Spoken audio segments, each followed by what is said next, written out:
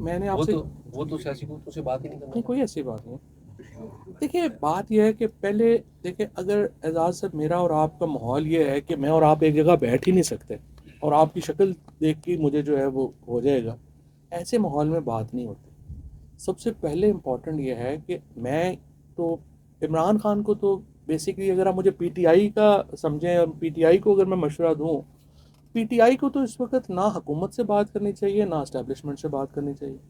PTI को तो सिर्फ जो अपोजिशन पार्टीज़ हैं उनसे बात करनी चाहिए, मौलाना फजलुर रहमान से, जीडीए से और जमात इस्लामी से। क्योंकि प्रॉब्लम यह है कि जब पीटीआई बात करती करेगी इस वक्त हुकूमत से या इस्टेब्लिशमेंट से, तो वो उसको कोई वज़न देने को तैयार नहीं। क्योंकि सियासी इखलाकी तौर के ऊपर हुकूमत हार गई है। अब वो कहते हैं आप फिज़िकली हमसे ले सकते हैं तो ले लें। फिज़िकली पीटीआई लेने की पोजीशन में नहीं है। लिहाजा पीटीआई को पहले अपोजिशन अलायंस तगड़ा करना है, फिर बात करनी है। But on the other hand government side को और इस्टेब्लिशमेंट साइड को चाहिए ऐसा माहौल। अगर आप ये करेंगे जो कल किया है कि इद्दत केस में जो है आपने एक तो पहले तो इस तरह के वाहियात केस बनाए, जब वो केस ख़त्म हो गए तो आपने उससे ज़्यादा वाहियात केस में जो है वो बुशरा बीबी को अंदर कर लिया। तो जब माहौल ही नहीं होगा तो बातचीत कैसे होगी? अच्छा फवाद चौधरी साहब, आपने बड़ी उंगलियां उठाई थी मौजूदा जो लीडरशिप है पीटीआई की, ये खान साहब को बाहर नहीं लेके आ सकते। रात को साहबजादा मीर सुल्तान साहब हैं, एमएनए हैं, हम्म। उनको नामालूम अफराद ने उठा लिया और अभी तक लीडरशिप इसके ऊपर कुछ बोल नहीं रही, कोई स्टेटमेंट नहीं दे रही। तो हम क्या समझते हैं कि जो पीटीआई की मौजूदा लीडरशिप है वो अपने एक मेंबर को भी नहीं बाहर ला सकते, क्योंकि वो सुन्नी इत्तेहाद के ऊपर है, अभी उन्होंने एफिडेविट जमा नहीं करवाया था। असद कैसर साहब ने भी बयान दिया है और उन्होंने काफ़ी जो है वो स्ट्रॉन्ग बयान जो है वो दिया है। पहली बात तो देखिए ना कि ये मुल्क का माहौल अंदाज़ा आप इससे लगा लें कि आप अदलिया के साथ क्या करना चाह रहे हैं। कि अदलिया ने एक ऑर्डर दिया है, आप उस ऑर्डर को डिफीट करने के लिए अगर लोगों को उठाना शुरू कर देंगे तो जुडिशरी को एक्ट करना पड़ेगा अपनी इख्तियारात को बचाने के लिए। अदरवाइज़ तो कल जजों को भी उठा लेंगे, फिर आप क्या करेंगे? तो ज़ाहिर है जुडिशरी जो है उसके ऊपर उसको एक्शन लेना पड़ेगा, इससे तलखियाँ और बढ़ेंगी। पीटीआई की जो लीडरशिप है, देखिए जाहिर है कि 9 मई तक जो लीडरशिप थी, जो हम सारे लोग थे, हम लोगों को तो ठुड्डे शुड्डे मार के जेलों में डाल के फारग हो गए। उसके बाद वो लोग सामने आए जिनको के थोड़ी पॉलिटिक्स की इजाज़त भी थी। हम लोग तो एक ट्वीट करते हैं 2 केस हो जाते हैं। तो इस प्रेजेंट जो लीडरशिप है उसके साथ जो एक प्रॉब्लम मुझे ये आता है कि जो 5 लोग जो इस वक्त बज़ाहिर मेन एक्सेस है जिनका, खान साहब का मसलन, उसमें गौहर साहब हैं, शिबली फराज हैं, फिर आपके ये रऊफ़ हसन है, हामिद ख़ान है और उमर अयूब। इनमें सिवाय उमर के बाकी चारों जो लोग हैं उनका प्रैक्टिकल पॉलिटिक्स से कोई ताल्लुक़ नहीं। तो इस वक्त इमरान खान को क्या चाहिए? अगर आप इमरान खान के प्रोस्पेक्ट में देखें तो इमरान खान को पहले रेलिवेंट इन्फॉर्मेशन चाहिए, फिर उनको एक एडवाइस चाहिए, फिर उस पर जो वो स्ट्रेटजी इमरान खान बनाए उस पर एक इम्प्लीमेंटेशन का तरीक़ाकार जो है वो चाहिए। तो ये जो लोग जिनकी प्रैक्टिकल पॉलिटिक्स नहीं है, ना वो रेलिवेंट इन्फॉर्मेशन देने की पोजीशन में है, ना को मशवरा देने की पोजीशन में है और ना ही स्ट्रेटजी इम्प्लीमेंट करने की पोजीशन में। तो इसलिए जो है वो एक खला है तरीके इंसाफ की। वरना देखिए, इतनी बड़ी पॉपुलैरिटी के साथ इमरान खान को जेल में रखना 13 महीने तक मुमकिन नहीं था, आगे भी मुमकिन नहीं है। और ये दूसरा प्रॉब्लम ये है कि यहाँ पे लॉयर से पूछ के सियासी हिकमत अमली बनाई जा रही है। लॉयर्स जो हैं, मैं खुद लॉयर हूँ, लेकिन देखें लॉयर्स तो नहीं बता सकते कि आपकी सियासी हिकमत अमली क्या होनी चाहिए। ज़्यादातर आपकी पॉलिटिकल हिकमत अमली आपकी लीगल हिकमत अमली को ड्राइव करेगी, उल्टा नहीं होगा। इसकी वजह से प्रॉब्लम्स आ रहे हैं। बाकी ज़ाहिर है ज़ाती तो मेरा कोई सर इशू ये नहीं। एक अवाम में तासुर पाया जाता है कि शिबली फराज के होते हुए पाकिस्तान तरीके इंसाफ जो है वो फिर से जुड़ नहीं पा रही। उसमें शेर अफजल मरवत की एंट्री होती है और फिर उनको बाहर निकाल के फेंक दिया जाता है, जिसके ऊपर आपने भी कमेंट किया था। पहला सवाल ये है, क्या शिबली फराज साहब इस वक्त पाकिस्तान तरीके इंसाफ को एक जगह जोड़ने में नाकाम हो चुके हैं या कोशिश नहीं कर रहे? तरी दूसरा सर सवाल ले लें। अच्छा चलो दोनों कर लो। हाँ, दूसरा सवाल सर, पंजाब गवर्नमेंट 100 दिन से ऊपर हो चुके हैं और इस वक्त तक जो अवाम रिलीफ चाह रही थी वो अवाम को मिल नहीं पा रहा। हाँ, एक जगह पे रिलीफ मिल रहा है कि हम टिकटॉक है या इंस्टाग्राम है, वहाँ पे रील्स हम बड़ी देख रहे हैं जिनके ऊपर हमें ये अंदाज़ा होता है कि पंजाब 100 साल आगे चला गया, क्या कमेंट करना चाहिए? पहली बात तो यह है कि वो जो सारे एक्टर्स जिन्होंने इसमें काम किया है, मैं उनको मुबारकबाद देना चाहता हूँ कि इस बहाने जो है वो फिर कम से कम पैसा जो है वो तो नीचे आया गवर्नमेंट ऑफ पंजाब के वज़ीरों से, तो उनके ऊपर तनकीद भी नहीं करनी चाहिए। वो काम कर रहे हैं, ज़ाहिर है उन्होंने, मुझे तो समझ नहीं आया कि हम उनके ऊपर तनकीद जो है वो क्यों हो रही है। बस ठीक है, वो उनका काम है, वो कर रहे हैं। दूसरी बात यह है कि जी देखिए, पीटीआई को तो शिबली फराज हों, मैं हूँ या कोई भी, हम तो नहीं जोड़ सकते। पीटीआई का तो जो यूनिफाइंग फैक्टर है वो इमरान खान है, और इमरान खान के होते हुए पीटीआई ने बिखरना नहीं है। सो इसलिए ये बाकी जो सारे चूरन छोटे मोटे आइटम सॉन्ग हैं ये तो चलते रहेंगे। मरवत साहब आ गए, चले गए, इधर आ गया, उधर आ गया, ये तो एक समझिए कि फिल्म में मसाला है, बाकी इनकी अहमियत कोई नहीं है। इमरान खान है जब तक पीटीआई इकट्ठी है, कोई मसला नहीं। अब शोर साबित साहब, भी हो गया। फवाद चौधरी जी की जनाब। जो इस वक्त सियासी पोजीशन है वो क्या है, नंबर वन। और दूसरा ये कि एक बयान आया था कि सीनियर की लीडरशिप की तरफ से, पीटीआई की तरफ से आपसे कोई राब्ते किए हैं, लेकिन उसका दो टोक शिबली फराज ने और बैरिस्टर गौर साहब की जानब से इनकार किया गया है कि जो लोग पीटीआई को छोड़ के गए थे उसका फैसला इमरान खान खुद करेंगे। क्या कमेंट करेंगे इस पर? देखिए, पहली बात तो ये है कि फैसले का मुझे कोई इम्पोर्टेंट नहीं है। मैंने तो आपको पहले अभी पूरी चीज़ ये बताई है। मेरे ख़्याल में इमरान खान का साथ देना इसलिए ज़रूरी है कि अगर आप पाकिस्तान के लोगों के साथ हैं तो आपने इमरान खान का साथ देना है। सो ओहदों वगैरह का अगर मुझे इशू होता तो मैं तो फेडरल मिनिस्टर अप होता, मुझे क्या प्रॉब्लम थी। मैं भी जाके, मुझे तो जो लोग पॉलिटिक्स को देखते हैं, मुझे तो फॉर्म 47 की भी जेल में ज़रूरत नहीं थी, मैंने वैसे भी इलेक्ट हो जाना था। तो प्रॉब्लम जो है वो ओहदों का नहीं है। मैं 2011 में था, 2012 में था, सो पर्सनल इशू इतना नहीं है। लेकिन मेरा जो ख्याल है, क्योंकि हम लोगों का, देखिए मैं कोई रवायती पॉलिटिशियन तो हूँ नहीं, ना ही कोई भी, मैं आप लोग में से बहुत सारे आप शाह साहब और बाकी लोग जो हैं, मैंने तो स्ट्रॉन्ग जब मिनिस्टर भी था, and I was probably one of the most, I would say, powerful minister in Khan साहब कैबिनेट। तो मैंने तो कभी अपने साथ कभी पुलिस वाला रखा ही नहीं, ना मैंने कभी गाड़ी बंद करवाई कि सड़क बंद हो और चलें, ये हमारे मसले ही नहीं है। जेल में मैंने कभी डीपीओ डीसी पूछा ही नहीं कि कौन है कौन नहीं है। एसएचओ पॉलिटिक्स की मैं करता नहीं हूँ। सो मैं तो पॉलिटिक्स करता हूँ डेवलपमेंट की, अपनी कॉन्स्टिट्यूंसी के हवाले से, और बाकी मैं नेशनल पॉलिटिक्स करता हूँ, मेरा ये प्रॉब्लम नहीं है। उस हिसाब में जब मैं देखता हूँ तो मुझे, चूँकि मेरी जो रीडिंग है, मेरी रीडिंग है कि पाकिस्तान जो है उसमें चेंज हो गई है सिचुएशन, और आप अपनी रीडिंग के मुताबिक फ़ैसले करते हैं। So it's not even an issue कि आप पीटीआई में हैं नहीं है क्या, बट आप इमरान खान का साथ देना ज़रूरी है। अच्छा चौधरी साहब, एक चीज़ बताइएगा कि अभी बिल्कुल परवाना जारी हुआ है सनम जावेद का, वो जा रही हैं, इस दफ़ा किसी पुलिस से नहीं पकड़ा उन्हें। ये बताइएगा, आज ये, कल इद्दत का केस, और उससे पिछले दिन सुप्रीम कोर्ट से जो बड़ा फैसला आया है, इवन के जो नून लीग तो कह रही है, क्लेम कर रही है कि जो नहीं मांगा था वो भी मिल गया। ये बताइए कि क्या जुडिशरी अपने पैरों पे खड़ी हो रही है या एस्टेब्लिशमेंट के साथ किसी किस्म की कोई डील हो गई है? देखिए, सीधी बात है, एक, जब आपने पहले होते थे, अब तो ख़त्म हो गए हैं, तो जब आप देखें हैं ना, कभी जब बैलों के अखाड़े होते हैं ना, जिसमें लड़ाई होती है बैलों की, तो दो बड़े जो पहलवान हैं उन्होंने एक दूसरे को जो है वो जफ्फा डाल लिया। अब उसके नतीजे में ज़ाहिर है दाव पेच लगने हैं, ये दाव पेच लग रहे हैं। अब इशू ये है कि ये जो जुडिशरी के साथ इस वक्त, अगर आप इस्टेब्लिशमेंट सारी जजेस को, अपना हुकूमत जो है वो सारे जजेस को अपना मुखालिफ समझ के इक़दाम करेगी, तो फिर जजेस ने भी तो आइन पे इम्प्लीमेंट कराना है ना। देखिए ना, पहली बात तो यह है कि जो सनम के ऊपर अब जो केसेस हैं, इमरान खान पे जो केसेस हैं, उमर चीमा के ऊपर, ये यास्मीन राशिद के ऊपर, जो बाकी लोग हैं हमारे, महमूद रशीद साहब हो गए, यास्मीन राशिद हैं, एजाज चौधरी साहब हैं, इन सब केसेस को जब आप कानूनी नुक्ते नज़र से पढ़ते हैं तो आप हंसते हैं कि ये केस बन सकता है पाकिस्तान में। देखिए, ये लोग 13 महीने सिर्फ इसलिए जेल में हैं कि पाकिस्तान में अदलिया और इस्टेब्लिशमेंट का नेक्सस था। जो ही ये नेक्सस टूटेगा, कानूनी तौर के ऊपर ये लोग अंदर नहीं रह सकते।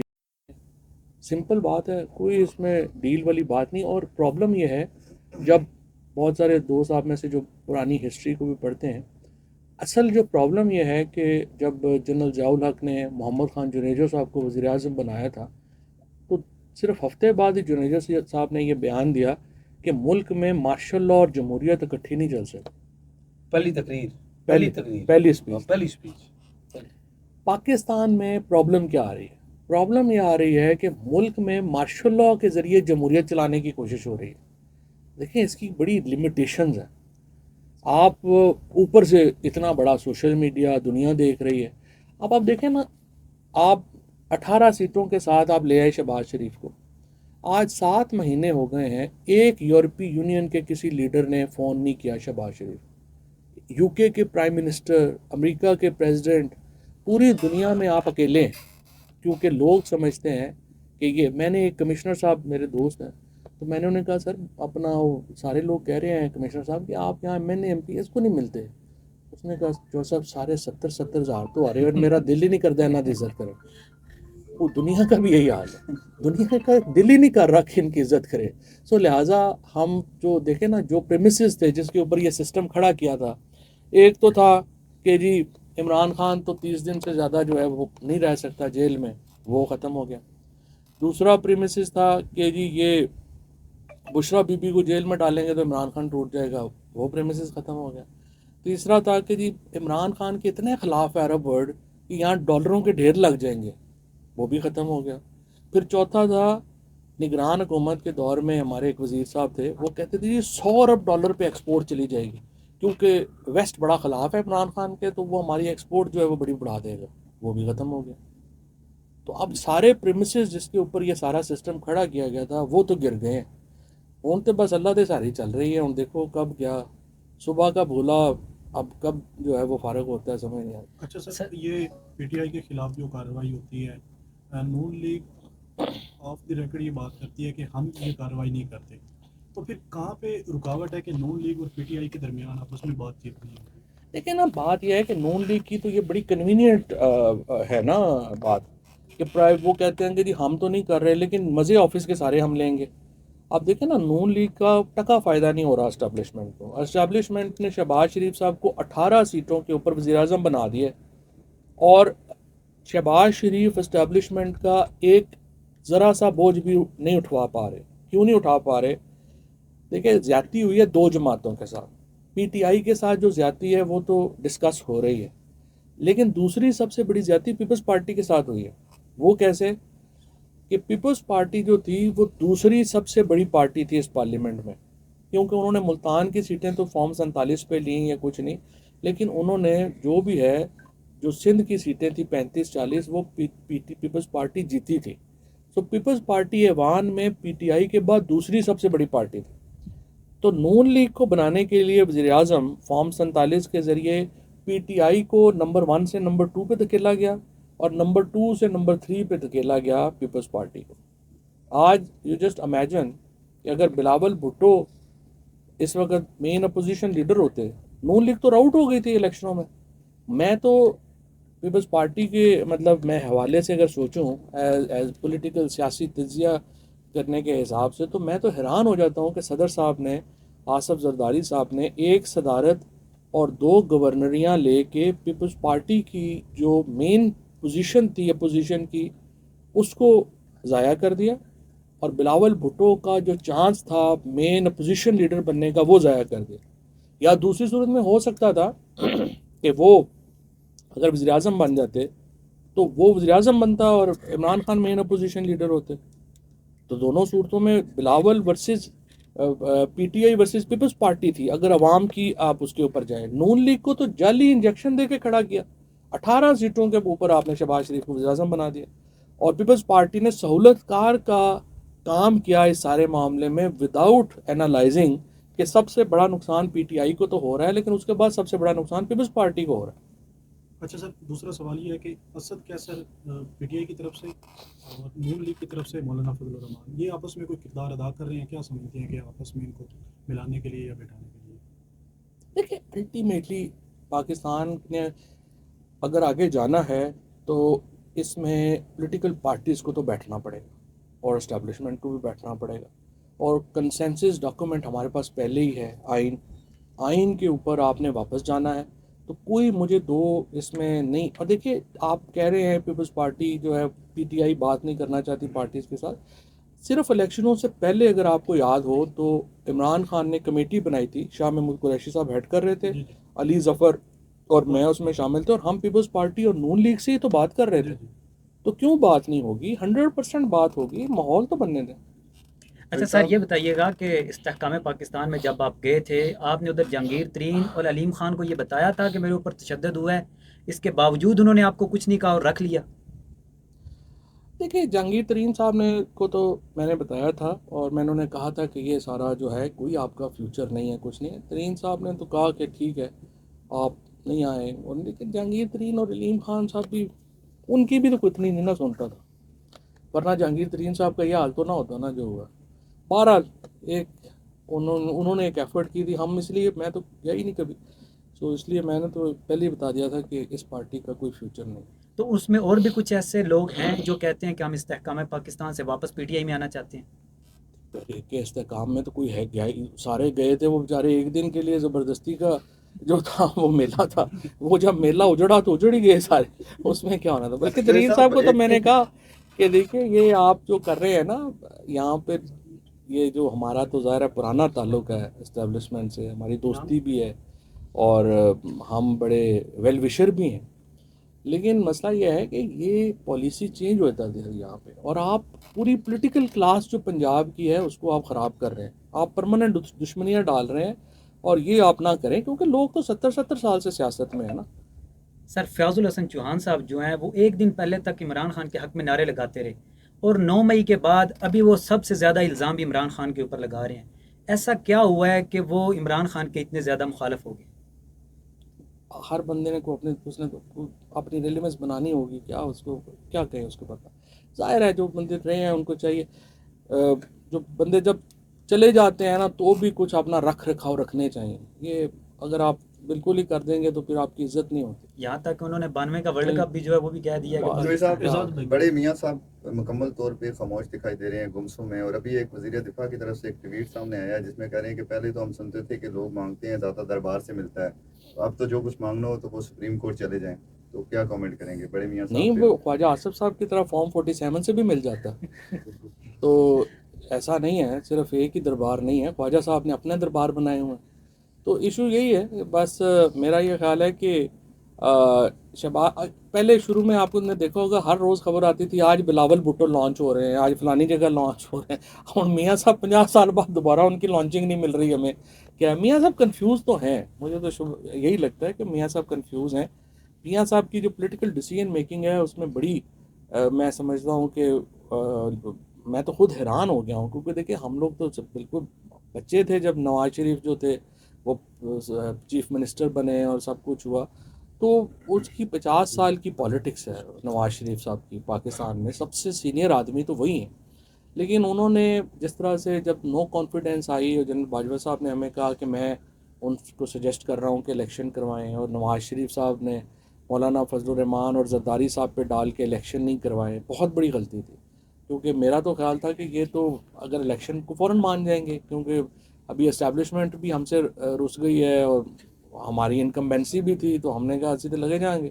वो मैं तो बड़ा हैरान ही हो गया जब नवाज शरीफ साहब ने कहा हमने इलेक्शन नहीं कराने। उसके बाद जब बंदियाल साहब का हुआ तो उस वक्त में मतलब ऑल थ्रू आउट मैं, और अभी 8 फरवरी को भी अगर नवाज शरीफ कह देते कि जी पीपल हैव स्पोकन और मैं अपोजिशन में बैठूंगा और कोई हम इसके ऊपर नहीं लेंगे, नवाज शरीफ दोबारा राइज कर सकते थे। बट प्रैक्टिकली अब मेरे ख्याल में अगर आप देखें ना, पाकिस्तान में पॉलिटिक्स जो है आप उसको हिस्सों में डिवाइड कर लें, 1 साल है, 3 साल है, 5 साल है।